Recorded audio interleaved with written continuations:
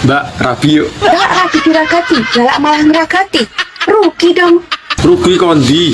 Wong mangan enek sing ngancani, turu enek sing ngeloni. Ora musim udan ngene iki, ora yo katisen. Lur, Piye enek apa?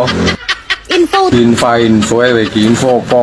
info utang-utangan sing ulanane gak manak, terus gak gelem disaur. Enek, tapi wis kudu gelem dirabi.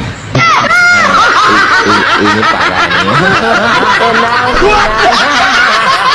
Aku ora butuh gondomu mas, aku ora butuh duitmu. Sing tak butuhne kasih sayang, cinta dan kesetiaanmu. Huak.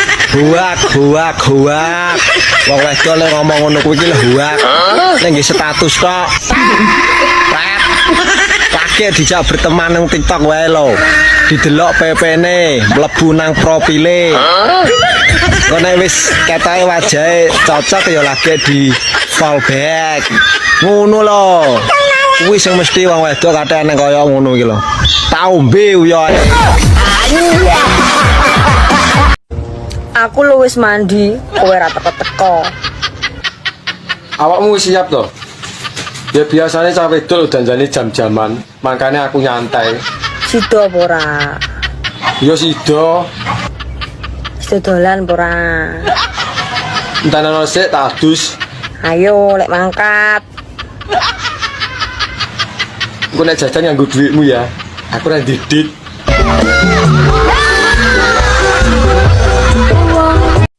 Sampeyan kok nek rabi kambek aku pengennya duwe anak piro? Ya aku manut awakmu, Dik. 11 cukup. Okeh men. Aku pengennya 11. Situ kotel iki boyoke.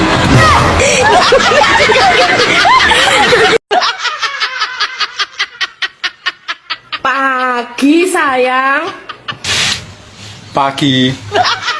Sarapan. Sarapan sik, aku yaene rong kolu. Kowe dilengkas. Tapi iki sarapan apa to? Ini jenenge pisang goreng iki yang. Aku iki sarapane ra sego ya ora marem. Pisang goreng itu